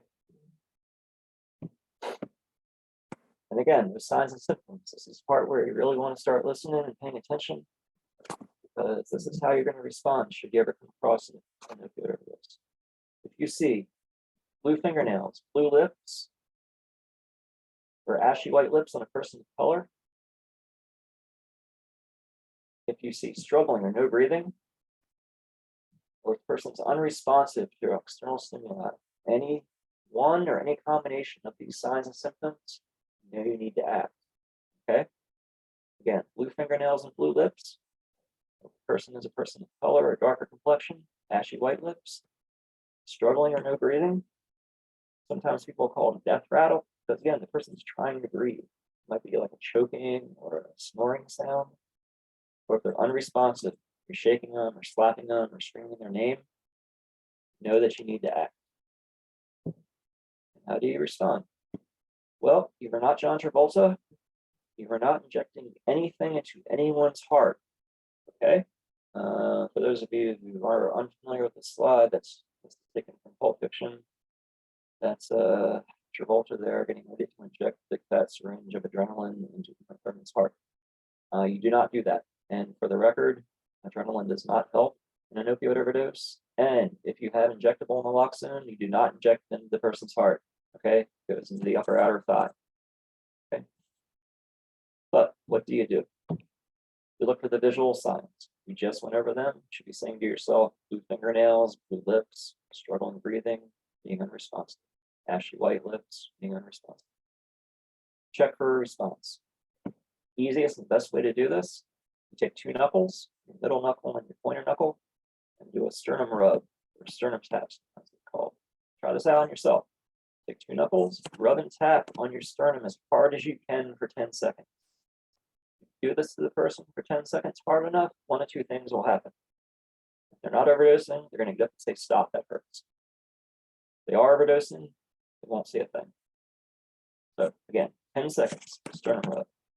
Do not take them to the shower. Do not put them in an ice bath. Do not put ice on their genitals. Do not pour milk up their rectum. All this other weird stuff that I've heard at certain service programs before. None of that. Sternum rub, 10 seconds. All you got to do. They do not respond. Your next step is to either call 911 or to administer naloxone. You want to do both of these steps. In what order? It depends on what is most readily available to you. Okay, if your naloxone is sitting next to you, but your cell phone is upstairs or out in the car, give the person the first dose of naloxone, and then go run to the phone and call 911. If it's the reverse, if your phone's in your pocket, but your naloxone is upstairs, call 911, and then go administer naloxone. Now, regarding calling 911, I know that it is a concern for folks right now. Calling for help because of how things have played out when cops arrive. I can't guarantee what'll happen when you call for help. Okay. However, we want EMS coming there and assisting in this if at all possible. So use your best judgment. All right. Please call if you feel comfortable. If you do not, I understand. Okay. If you don't want to have cops around, I get it. But if at all possible, please call. Now, to administer naloxone, at least the first dose, you want to get the person flat on their back if possible, but if they're sitting in a chair or in a car seat, it's okay for right now. Now, you're going to take, you can see me on the screen here. If you have a nasal kit, this will be, you'll have at least 2 doses, hopefully. These will be wrapped up in a little kind of plastic seal. Take it out. You're going to hold it just like this, your thumb on the plunger, middle finger on one side, pointer finger on the other. You don't have to remove any kind of cap or anything. It's ready to go once you take it out of the seal. Tilt the person's head back, insert it up their nostril as far as your knuckles will allow. Push hard on the plunger. Count to 3. Leave it in there for 3 seconds. Just make sure they get all the spray. There's not a whole lot in here, so you want to make sure they get all of it. Take it out, and you're done with that. Okay. Again, up the nostril, push, count to 3. You're done. Super easy. You want to make sure they give it all the spray. Okay. Each one of these is 1 dose. You give a full dose each time you administer it. After you administer naloxone, you want to begin rescue breathing. Now, again, I know we're living in the COVID era, and the thought of doing mouth-to-mouth on someone who you either know or don't know can be concerning. So, if you don't want to perform rescue breathing, completely understandable. I get it. However, I can't stress enough the importance of rescue breathing because it's all about the breathing that we're trying to revive, that we're trying to start again. So, if you can and will perform rescue breathing, great. Get the person flat on their back. So if they're in a car seat or sitting in a chair, you're going to get them onto the floor now. Tilt the person's head back, pinch their nostrils, kneel next to them, give them 2 short mouth-to-mouth breaths. You want to see the chest rise. If nothing rises or if the stomach rises, you're in the wrong position. Something's blocking you. So check their airway, open up their mouth, roll them onto their side. You might have to scoop some vomit out. It does happen. Reposition them, get them back on their back, start over. Tilt the head back, pinch the nostrils, 2 short mouth-to-mouth breaths. Once you see the chest rise, you know you're good to go. After that, 1 full breath every 5 seconds. Again, 1 full breath every 5 seconds. Continue this process for 3 minutes. there's been no change in the person, meaning they haven't started talking, they haven't started visibly breathing, they haven't sat up or started walking around, give them another dose of naloxone, preferably in the opposite nostril if you can remember, but it's not a make or break thing. You wind up using the same nostril, it's okay. And then just continue this process every 3 minutes. I strongly recommend that you use a timer if at all possible, because 3 minutes seem like an eternity during this process. And you don't want to give someone more naloxone than they need. And you also don't want to waste your naloxone, because there's a possibility that the person might fall into an overdose sometime later that afternoon or like within the next hour or so. You want to make sure you have naloxone available. So if at all possible, use a timer, right? Just continue this process every 3 minutes. Rescue breathing, dose of naloxone, rescue breathing, dose of naloxone, until EMS arrives or until the person wakes up, right? Once the person wakes up, stay with them. Naloxone is going to wear off after about a half hour to 90 minutes. Once it wears off, the person can possibly fall back into an overdose. And naloxone does not kick the substance out of their system. So stay with them, okay? There is a possibility the person will fall back into an overdose again, especially if what they've been taking is pretty potent. Don't let them do any more drugs. There is a possibility they'll wake up and withdraw. They're going to want to take more, so don't let them do it.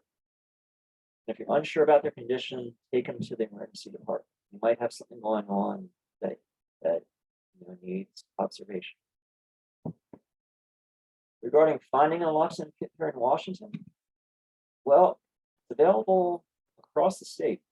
These 3 resources here, the North American Syringe Exchange Network, stopoverdose.org, and our Drug User Health webpage are 3 great resources to help you find a naloxone kit. Stopoverdose.org has an interactive map that you can use on a kit in your area code, your town. Storage, it's really simple. Just keep it out of the sunlight and keep it at room temp. Pay attention to the expiration date, but do not dispose of it if it expires. Okay, if you store it properly, naloxone has been shown to be viable, meaning usable, for 30 years post expiration. Okay, so if you happen to have an expired naloxone kit, go out and get yourself a new kit, one that's within expiration, but do not throw out the expired one. There's a chance you might need it.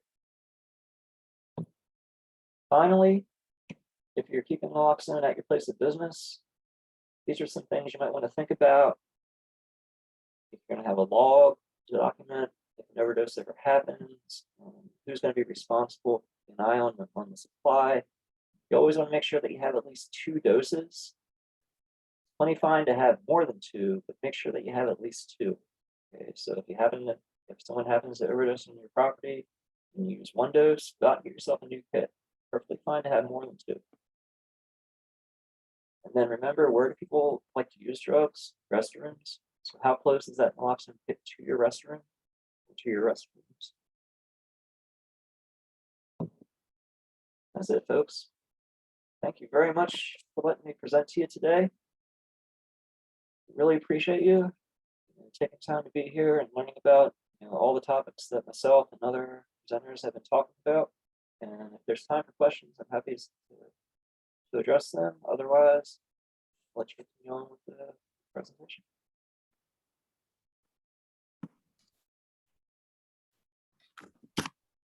Hi, Sean, this is Charnay. I just wanted to know so you said that it's good to have more than 1 dose on you. And so I've typed this in the chat too, but like the nasal Narcan comes with 2 doses in it. So like in the box, so you would suggest having 2 boxes or just 2 doses? Just 2 doses.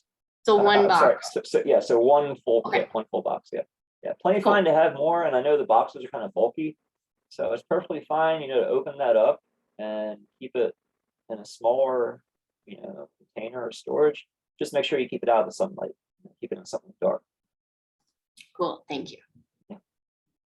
I also just want to interject here when programs are giving out IM naloxone or intermuscular, the injectable, they're also giving 2 doses as well.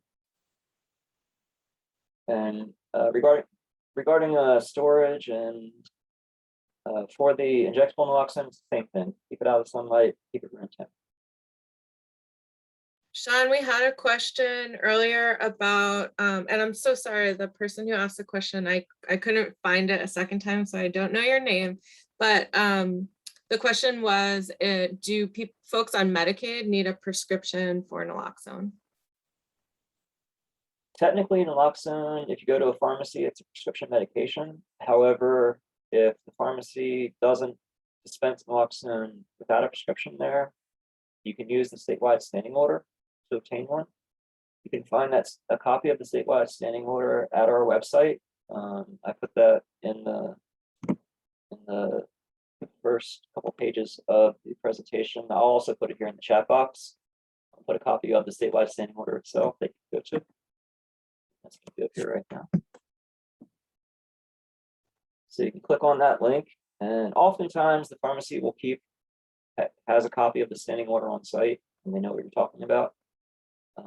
But if you don't have access to a prescription or a primary care provider, just click on that link that I just inserted in the chat, and you can show it to the pharmacist on your phone or a tablet, or print it out. And just remember, that's only good for here in Washington. Some other states have their own version of it, but this only applies to Washington.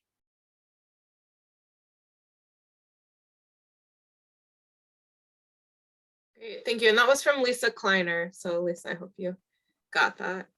Does anybody else have any questions? We have a couple of thank yous in the chat, Sean. Also, some folks are saying thank you for the candid information, and really appreciate your ability to just speak very directly about these issues and about people who are using drugs and what they need. Absolutely. Thank you for having me. Great. And Sean, are you available to do these kinds of trainings for other organizations out in the community?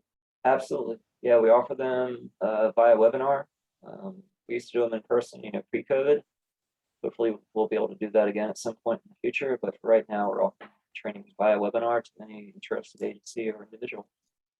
And to Lisa's question, I do see that in the chat as well. You can go to Costco, Safeway, Rite Aid, and Albertsons.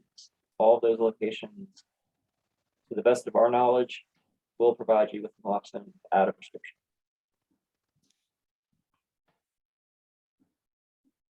Great. Thank you so much. Last call for questions.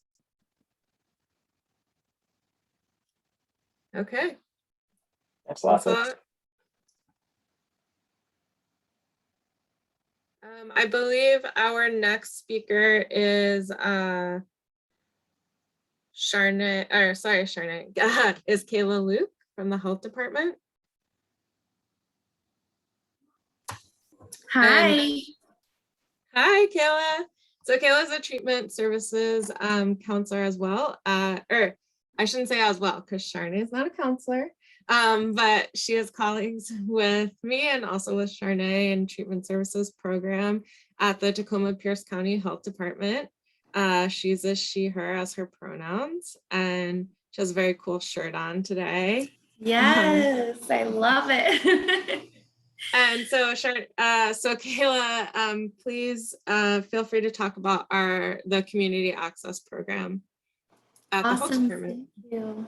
Thank you for inviting me to talk about it and spread the word. And that was an awesome presentation, Sean. I appreciate you and all your wealth of knowledge. So I get to tell everyone about a opportunity to get naloxone, Narcan, for free, very easily from us at the health department. We have been given a supply through the Department of Health to have Narcan on hand for anyone in the public to come in to our building and get it. If you've been trained, it literally takes like a minute. If you haven't been trained, we can give you a quick few-minute training, tell you how to use it, show you it, explain it, ask any questions to us. and it is available for anyone. So anyone coming in off the street, anyone coming in who is just worried about a family member or a friend, or if you just want to have it on you just because everyone should have it on you, you absolutely can. And we can come give you a kit for free, no questions asked. You don't need ID. It is super, super low barrier. So far, we have given out, we've started back at the beginning of this year, and we've given out almost 100 kits to community members. So just people in the public who've heard about it, which is really exciting to us. Just last week, I had someone who had called fire stations and called pharmacies and wasn't getting anywhere, unfortunately, getting Narcan. And he found my number somehow. And I was able to talk to him about it, and he was able to come and get multiple kits from us because he was worried about a friend who was using and wanted her parents to have kits and wanted himself to have a kit to be prepared. So I was super grateful that that option is available for the public. And we are there every day. So Monday through Friday, from 5 a.m. we start bright and early because we are methadone clinic. So we love waking up early, 5 a.m. to 11:30 a.m. We are there at the Tacoma-Pierce County Health Department. If you come to the lower level off of Pacific Avenue, just enter either side, let them know you want Narcan. If you ever have any questions, you can always ask to talk to me, Kayla, or Cameron is a really good resource with it as well. But we just want to get it into the community as much as possible. We just need it to be in the hands of people who know someone or who are using themselves to help reduce those deaths.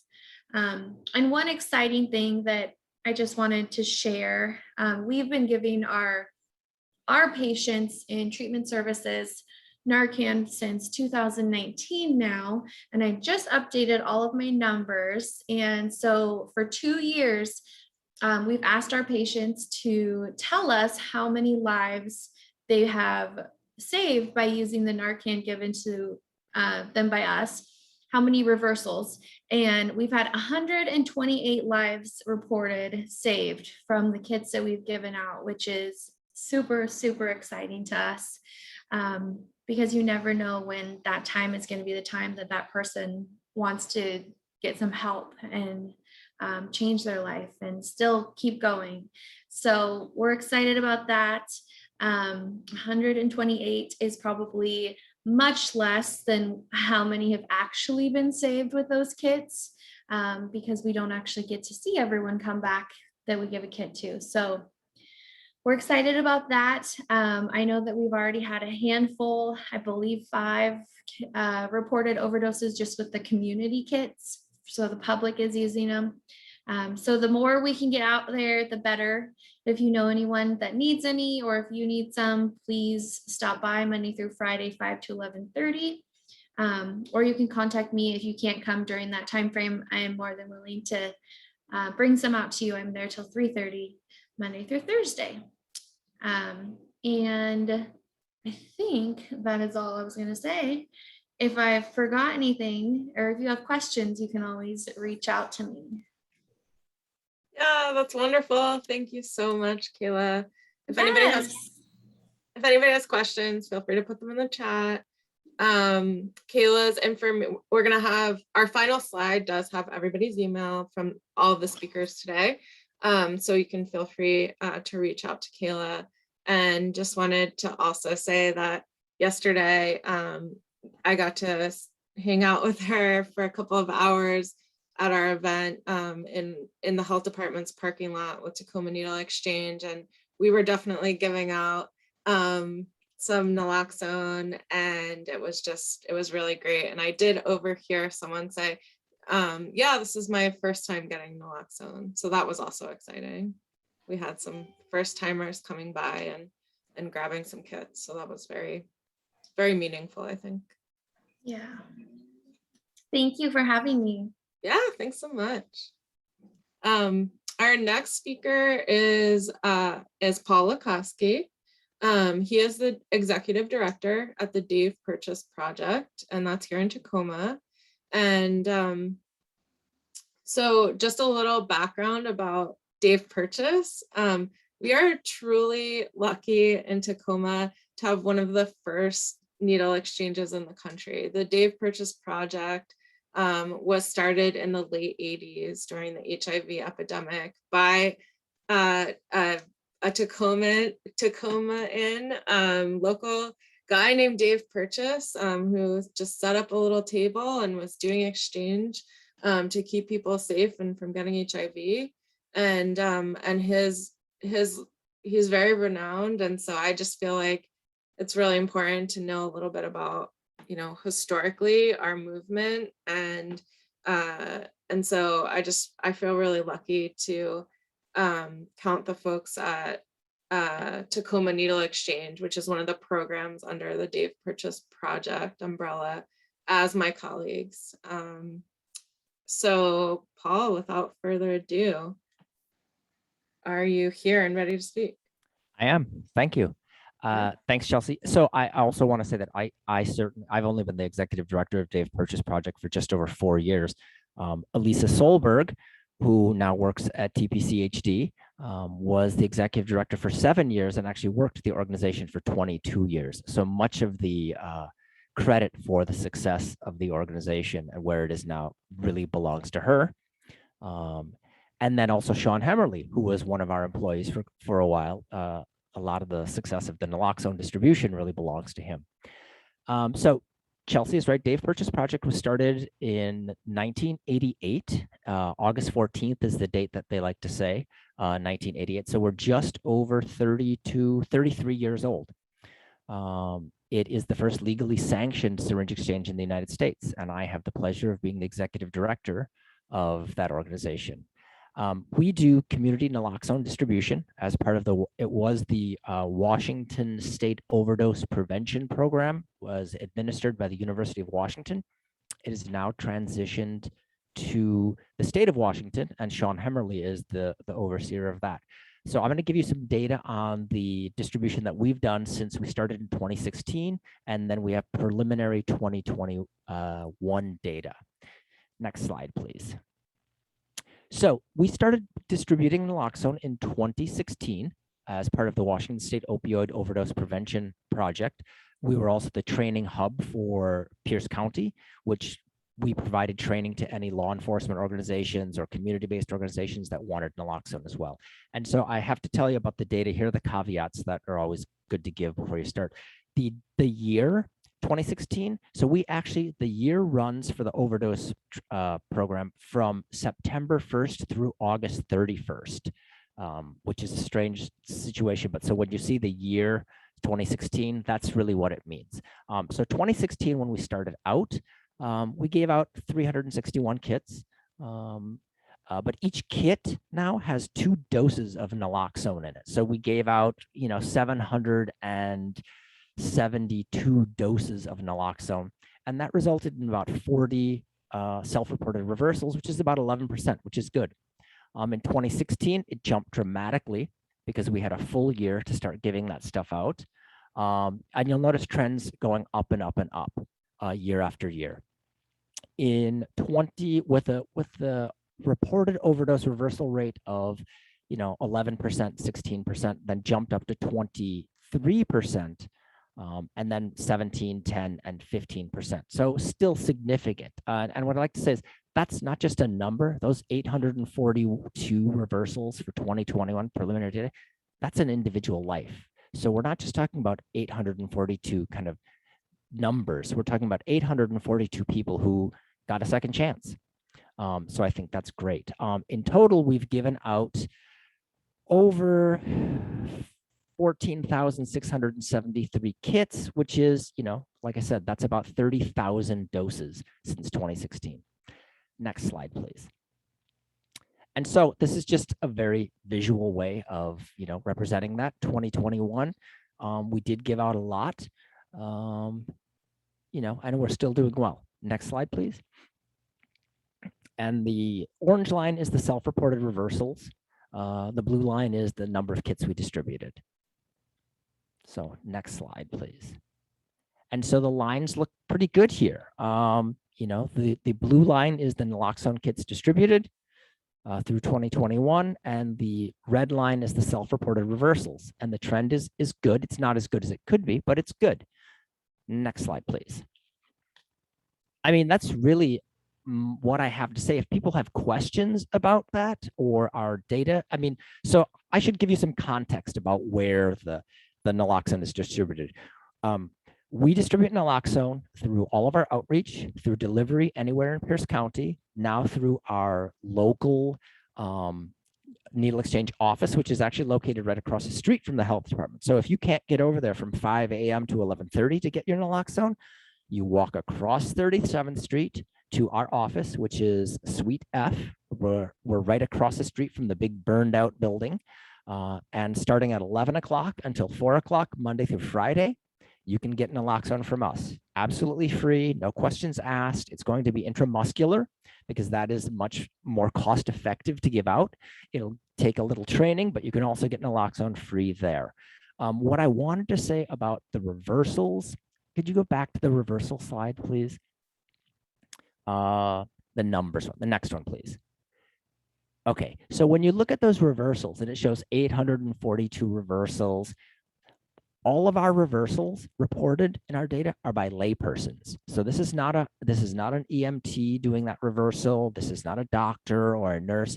This is someone that we trained to provide naloxone to their friends, family, loved ones, whatever, who use that naloxone and that training to reverse an opioid poisoning. All right, so it's really important, I think, to underscore that the reversals here are done by individuals like you and me who receive 5 minutes, 10 minutes of training, and then use the skills that Sean went over to reverse someone's opioid overdose and bring them back and give them another chance. Now, Sean was absolutely right in his assertion that a lot of people don't like to call 911. We encourage that. We understand if people don't.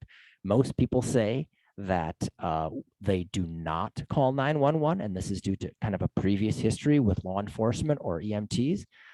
That's unfortunate. That is super unfortunate because we also give naloxone out to the fire department to leave behind with folks who have experienced an opioid poisoning and don't want to get transmitted. So we've been working with the Tacoma-Pierce County Fire Department for many years and have distributed and have used them as a secondary distributor of naloxone for many years.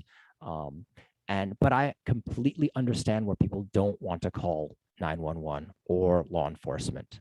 We encourage it, but we can't mandate it. So, when Sean's slide was really telling, and I'm glad I caught the last part of that presentation, 37% increase in overdose deaths from 2019 to 2020.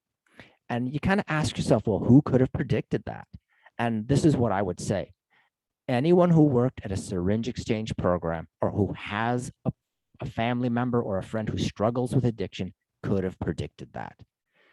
Every syringe exchange worker I know, when they told people to isolate and not be around other folks, knew that overdose deaths were going to go up as a result of people being told to isolate. The first thing we tell folks when they're using drugs is never use alone. Never use alone. And now they're being told isolate, isolate, isolate. So what we did as a response is we started giving out a lot more naloxone. Instead of giving a person 1 dose or 2, we wrote some grants, we got some funding, and we would make sure people had 4 and 5 doses. When we're driving out to an isolated house in Roy to distribute syringes, we don't want to give them 1 kit or 2 because we know that these folks in rural Pierce County are not going to be able to get EMT to their house in time. We were making sure that they had plenty of naloxone to distribute. So if the numbers for the final year looked a little skewed, or some of those years, it's because we made sure folks had absolutely more naloxone than they asked for, because we knew that, when you're telling people to use alone and you're needing 2 and 3 doses sometimes, or people misplace it or they're giving out, we just wanted as much naloxone in the community as possible. I would be happy to answer questions folks have. It's hard to kind of follow Sean's presentation. I'm just providing some information on our distribution over the last few years. I think the biggest danger upcoming, and Sean may have touched on this, is that there's an extreme shortage of naloxone available across the United States. Syringe exchanges are scrambling just to meet needs. In fact, we've cut back from giving people 3 and 4 to saying, you know, if you have one, let's not have you take one this time, or we're giving people 1 and 2 kits as opposed to 3, 4, and 5. And it's unfortunate because this is an absolutely life-saving drug. It is clearly useful. Clearly, people are integrating that training and the understanding that they need to carry it. And now it's in short supply, which is really criminal. But like I said at the beginning, if you know, who could have predicted this? Anyone who works at a syringe exchange could have predicted this. And I think that it's unfortunate that we're at this situation, especially when, you know, 93,000 people last year died of drug overdoses. We need more naloxone. I mean, that's really all there is to it. Any questions, concerns? Sean, are you still on the call? Are you able to talk a little bit about our state supply and, you know, how we're doing as far as naloxone, just supply in general for programs? I'll wait and see if that guy responds, but also just wanted to say that in the chat, Pinkos, who also works at Tacoma Needle Exchange, has put the site address for folks to come, and community members can go and pick up naloxone there, and, you know, anyone can go. It's 3716 Pacific Ave, Suite F, just once again to let you know. And I know that Tacoma Needle Exchange has some outreach sites. Yeah,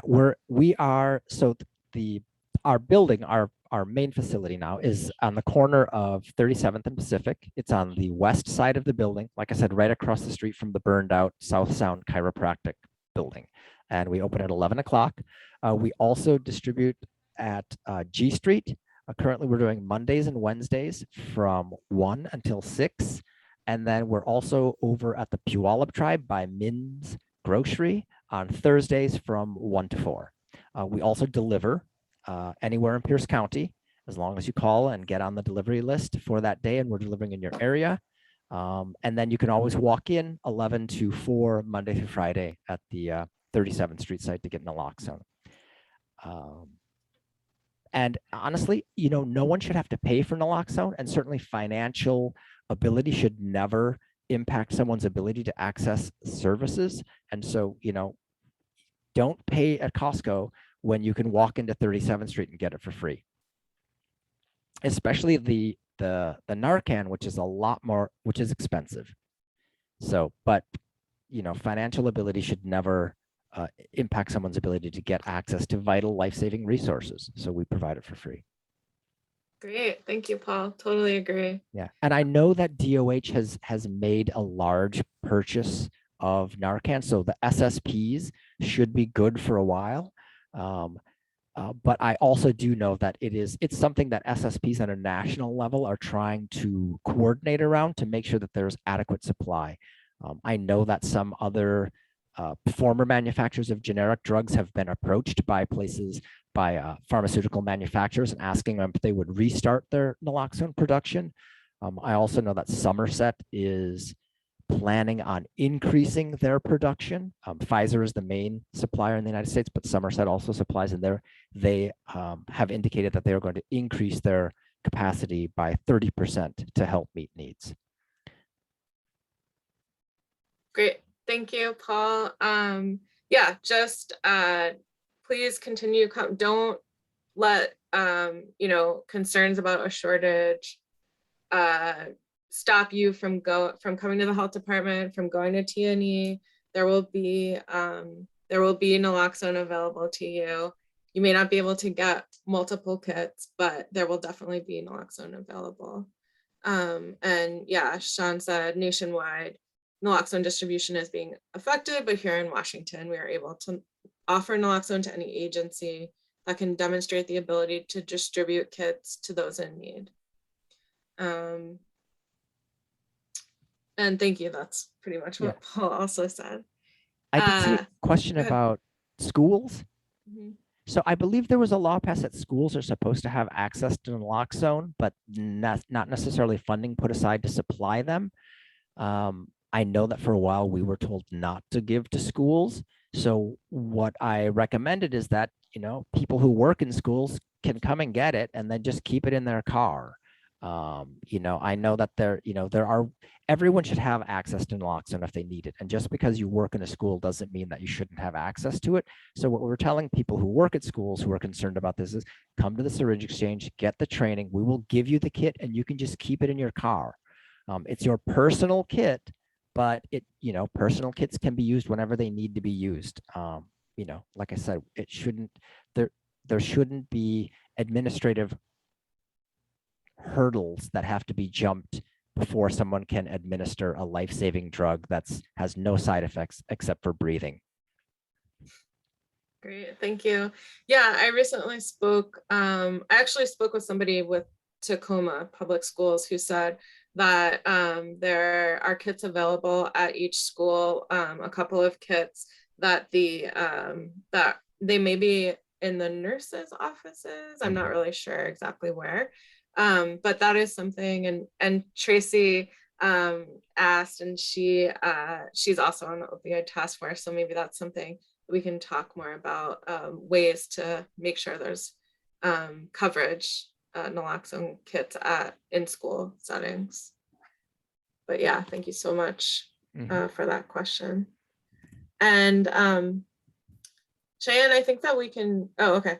I was gonna tell you to skip this slide, but yeah, I just threw in a slide that talks a little bit about Tacoma Needle Exchange and the health department's distribution numbers, but I feel that Kayla and Paul really covered this probably better than I did.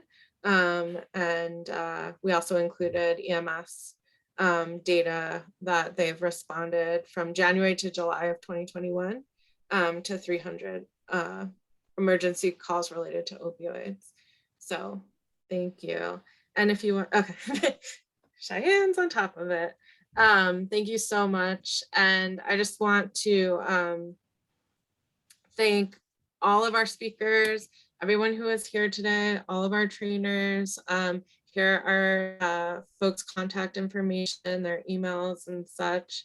And also just let you know that,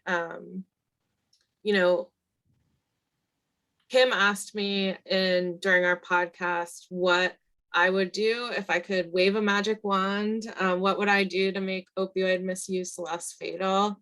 And my answer is I'd make sure we had a safe and legal street level drug supply that's not poisoned by illicit fentanyl. And I hope that that's, something that as a country and as a state and as a county, we are going to continue to work toward. That's really one of the ways that we can absolutely reduce these fentanyl deaths, because fentanyl is what's driving a lot of this. I'd also take away all drug user related stigma, shame, and judgment. And I truly do believe that that's another way that we can get out of this opioid crisis through radical love and empathy, and just really remembering that we do not give up on people. We do not throw people away. We set aside our harmful judgment and stigma, and we support people in whatever goals they have, whether that means safer use or reduced use or no use. So we are there for people in that for years, for as long as they come to us, right? We are those safe people.